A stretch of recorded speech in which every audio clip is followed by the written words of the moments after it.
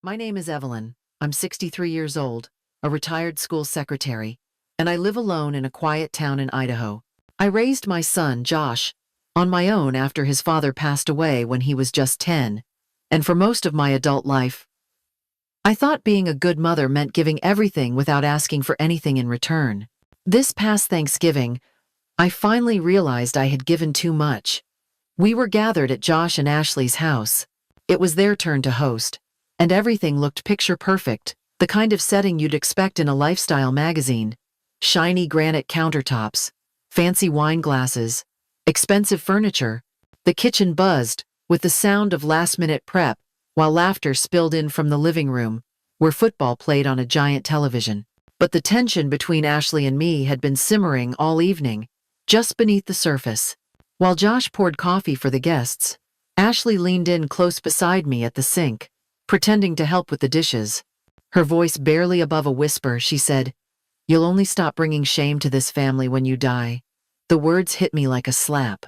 I turned toward her, looked her straight in the eye, and without raising my voice I said, "Let's see how you manage without the money I send every month." Her smile froze. She pulled back slowly, as if trying to process whether she'd just heard me right. Behind us, the clatter of dishes and kids' laughter carried on. Oblivious. But Josh had heard. He turned around, holding the coffee pot mid-air, confusion etched all over his face. "What money, Mom?" The room felt suddenly smaller. I could hear the hum of the refrigerator and the sound of my own breathing. For a moment, no one spoke. Ashley's knuckles whitened as she gripped a dish towel. I looked at my son, the boy I'd loved fiercely since the day he was born, now a man standing in his own kitchen, unaware of the quiet sacrifices that had held his life together for the past 3 years. His question hung in the air like smoke. "What money?" Ashley's eyes darted from me to him, and I saw panic beginning to creep into her carefully composed expression. For the first time in a long while, I didn't feel afraid of that look. I felt something else. I didn't know it yet, but that moment was the start of everything unraveling, and the beginning of me finally standing up for myself. It started with a phone call 3 years ago. Ashley sounded worried, said they were having trouble keeping up with Tommy's private school tuition, and she just didn't want Josh to feel like he was failing as a provider.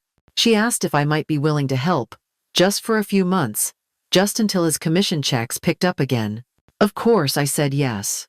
I loved my grandchildren more than anything, and the idea of them missing out on a good education felt unbearable. Ashley was so grateful in that moment, even cried a little, said I was a blessing, and that she didn't know what they would do without me. She asked me to send the money directly to her account. That way, she said, Josh wouldn't feel ashamed or emasculated. I hesitated, but she was convincing, and she told me it was just about keeping things simple and avoiding unnecessary stress for him. And back then, I still believed she had good intentions.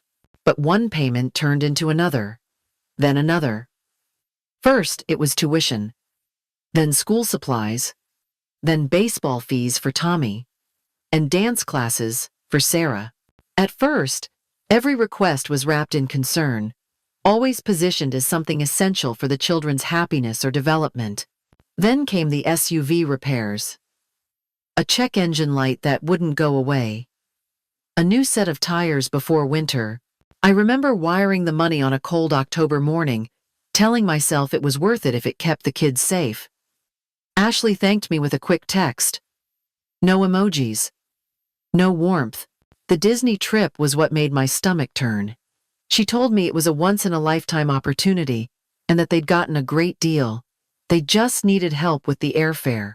I paid for all 4 tickets, the hotel, and even the meal plan. Josh sent me a postcard that week, thanked me for watching the dog while they were away. He didn't mention the money. I knew he didn't know. I kept quiet because I didn't want to embarrass him. Josh had always tried so hard to be a good husband, a good father. If he found out I was propping up their lifestyle behind his back, it would crush him. He would feel betrayed by both of us. So I convinced myself that I was helping, that it was all for the kids. But somewhere deep down, I began to feel something shift. Like maybe my generosity had stopped being love and started becoming an obligation. And worse, maybe it was being used against me. At first, Ashley's gratitude felt genuine. She'd send polite thank you messages or mention how much the kids loved their new school or activity. But over time, her warmth cooled, replaced by something colder, something harder to name. She started rescheduling visits at the last minute. There was always a reason. Tommy had a sleepover. Sarah wasn't feeling well. And Osh was working late. I'd already baked cookies or packed up little gifts, only to be told it wasn't a good time. It happened so often that I stopped bringing things with me. When I did manage to visit, Ashley kept her distance.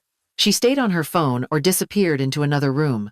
During dinner, if I offered to help or commented on the meal, she'd smile tightly and say things like, "That's not how we do it anymore."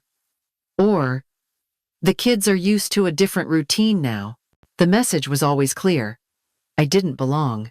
She mocked my clothes once, softly, while pouring wine, said something about how charming it was that I still wore cardigans like a librarian from the 70s.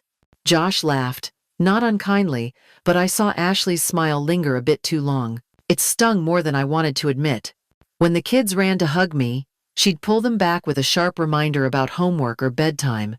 If I read to them, she'd turn off the light early. If I brought a game, she'd say they had too much screen time already and needed quiet. Slowly, I was being pushed out of their lives while still paying to be in them. I began to dread family events.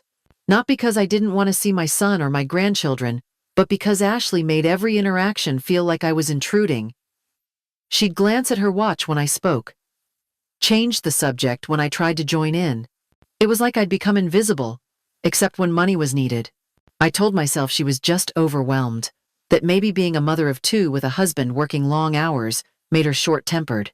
But part of me, the part that had spent decades reading children and parents alike, knew better. I was being tolerated, not welcomed. And every time I transferred more money into her account, I felt that tolerance tighten like a leash. I thought I was helping. I thought I was proving my love. But all I was doing was buying silence, buying distance. And I was starting to wonder if Ashley had planned it that way all along. Josh was still holding the coffee pot when I pulled out my phone. My hands were steady, despite the storm I felt inside. I opened my banking app and scrolled down to the transfer history, letting the quiet build its own tension. I turned the screen toward him. 3 years of monthly deposits, always on the 15th, always to the same account in Ashley's name. His brow furrowed as he stared at the numbers, then at me, then back at the screen like it might change if he looked hard enough. He finally set the coffee pot down. His voice was soft at first. "This can't be right." His expression shifted as he did the math out loud. 1,800 a month. Over 3 years. It added up to more than $60,000. His jaw tightened. His face went pale. Ashley stepped forward quickly, her voice rising just enough to sound composed. She insisted I'd offered to help, that I had more than I needed, that she was doing me a favor by giving me a way to feel included. She said it was all out of kindness, mutual understanding. I watched Josh's face change again, this time to something raw. He turned to her slowly. "You never told me." His voice cracked. "You let me work overtime, skip dinners, and miss bedtime stories, thinking we were just scraping by. And the whole time, my mother was paying for everything." Ashley's smile faltered. She said I had insisted, that I made her promise not to tell him, that she was only honoring my wishes. I let her speak, let her twist every truth into something that suited her version of the story. But the more she talked, the more I saw Josh retreat from her. I looked at my son, and in that moment, he looked like the boy I'd raised. The boy who once cried over a scraped knee and ran into my arms without shame. But now, his pain wasn't physical. It was betrayal. It was the slow realization that the person he trusted most had lied for years. I spoke clearly and firmly. I never asked for secrecy. I never asked for anything except a little respect. Ashley flinched. Josh didn't look at her. He asked how much, and I told him. I listed the baseball fees, the dance lessons, the school payments, the car repairs, and even their vacation. He shook his head. He looked exhausted, like the truth had taken everything out of him in just 10 minutes. Ashley tried one more time to shift the blame. She said, I was being dramatic, that I was old and didn't remember things correctly, that I always made things about me. I didn't respond with anger. I didn't raise my voice. I just looked at her and said, the money stops now, and for the first time in years, I meant it. I picked up my coat from the chair by the front door and slipped it on without saying another word. No one tried to stop me. The hallway that once smelled like cinnamon and baby shampoo now felt sterile, like a stranger's house dressed up for a holiday I no longer belonged to. The cold air hit me the moment I stepped outside. Sharp, clean, and honest in a way nothing inside that house had been for years.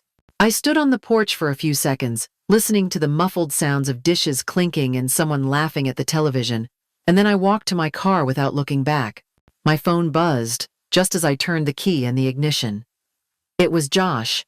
Please don't leave like this. I stared at the message, my breath fogging up the windshield, and felt a twist of sadness in my chest.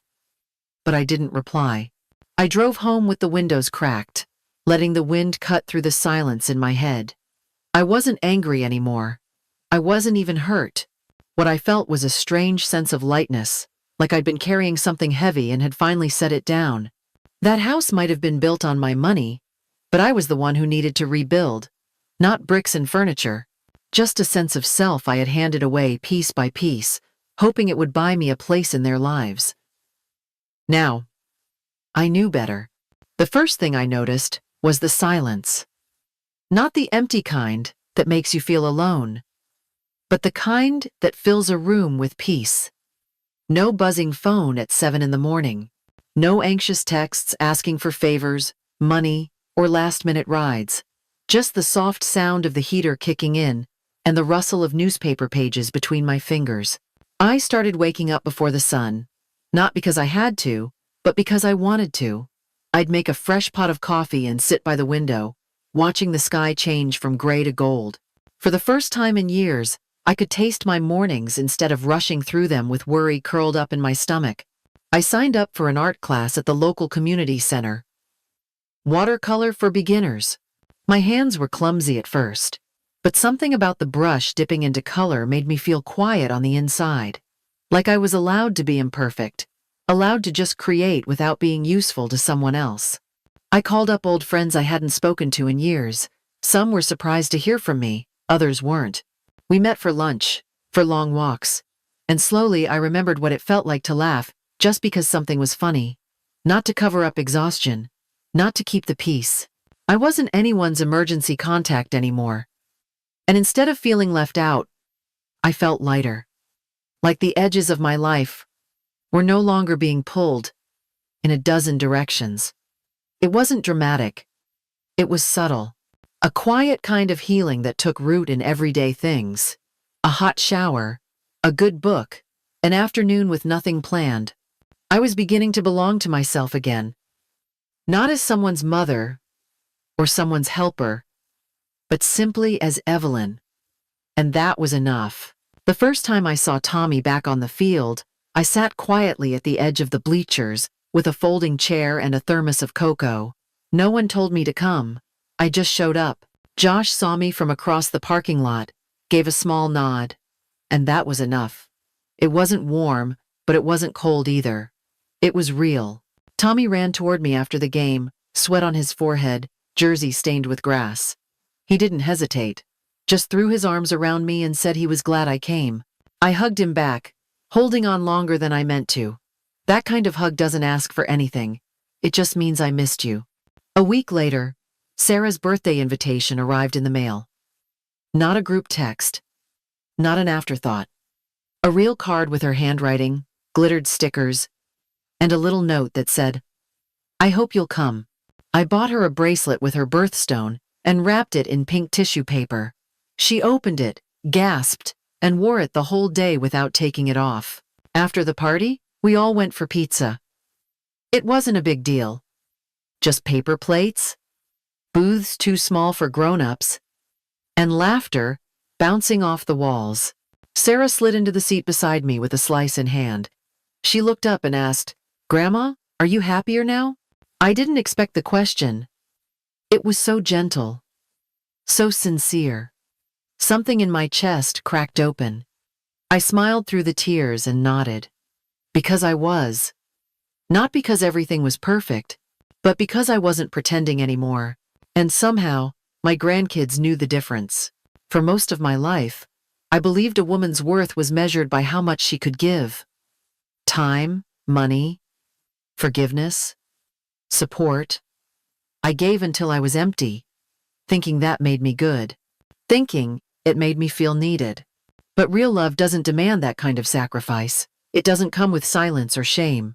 It comes with honesty, with boundaries, and with people who see your value even when you're not holding everything together. I used to think I had to buy my place in the family.